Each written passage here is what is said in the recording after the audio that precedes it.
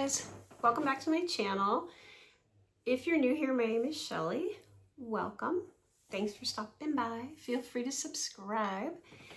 And today's hot topic, is going to be when we know someone is doing something wrong, someone we love, they're doing something that's shady or wrong, or where is our responsibility? Like, how do you handle that? How do you reconcile that? How do you manage that? Example, like you have a friend and she's cheating on her husband, right? Let's say she's cheating. And she wants to use you as a cover for the day. You know, hey, if my husband calls, tell him we're going to the beach or whatever. And you're like, what? Because you ain't gonna see her. Let's say she's seen someone else. I know about girl code and all that business, but where do we draw that line, right? Where do we say, hey, I'm uncomfortable with that, or do you just go along with it, or like where is that moral ground? I don't want to pretend to be this moral superiority or anything like that, but where's that line? Like, or you're with a friend and she's BSing another mutual friend you have. She's lying to her, telling her this or that. What do you do? Do you tell that other friend the truth if you're asked direct? Do you stay out of it, or do you? And like I said, if you're asked direct, let's say you're laying low. You're like, I ain't getting up in this. But then they ask you direct. Hey, boom. What do? Do you tell the truth? Do you cover? Do you play dumb? Like what? Playing dumb is like covering for them, right? It would be like covering for the other person. And how do you navigate that? I mean, that makes me really uncomfortable. I'm not going to lie. I've had people do this to me in the past. This isn't new. This isn't a new concept. This is just a thought I'm having that, if you have a friend who is being, shaded or wronged, do you step up and tell them, or if they want to use you to wrong somebody else, do you cover for them? That's like probably an age-old question. Like, I went through this crap in high school, right? I went through this years ago. Does it change as we get older? Not really. I didn't like it when I was 18. I sure don't like it now. I don't like being put in that position to have to, pull the wool over somebody's eyes, to lie to them and lie for someone else. It's so, to me, that's so selfish of a friend or a loved one to ask you to do that, right? And I would do anything for my kids, right? Man, I'll tell you, I don't know, man. I would do just about anything for my kids and my grandkids.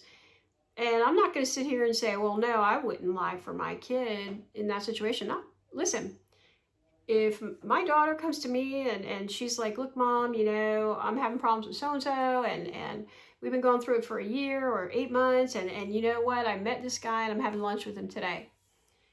I might tell her, honey, that's not a good idea. Clean your house before you start stepping into another one. I might give her my 2 cents, but I'm not going to sit up here and say, oh, no, I wouldn't lie for my kid. Yeah, I would. Yeah, I would. And probably 90% of us would, right?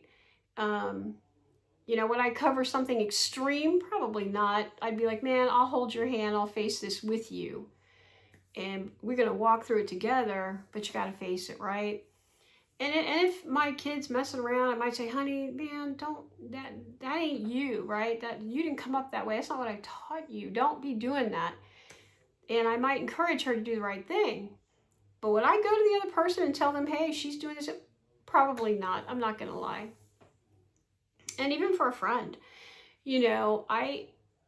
I wouldn't turn a friend in. I might say, don't be using me up like that. I don't want that whole chaotic drama mess.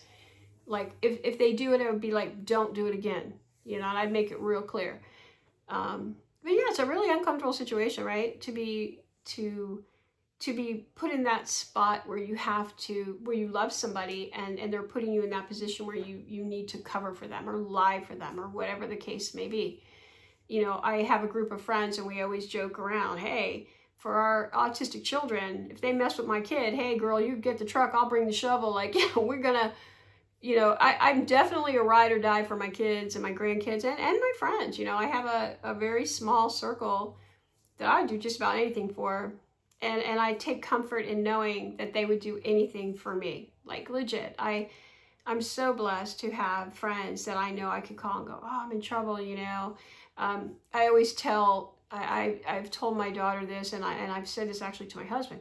God forbid I was arrested. God forbid I could pick up the phone, and I know I got like 5 people off the top of my head that'll drop everything, come get me. And that's a great feeling, right? You could call them, I'm sick or this or that, but they'll drop it all and come. And I'm so blessed to have that. And I have it locally. I have 3 very close friends here in town, and then I have a very close friend in Ocala, uh, which is a distance, but not too bad. And I'm blessed in that I have these people close to me, um, and I would drop everything for them as well, right? I really would. But yeah, I'm lucky that none of them have asked me to do anything like, compromise my morals or my feelings to do anything shady like that. But I do know somebody else who's going through something like that right now.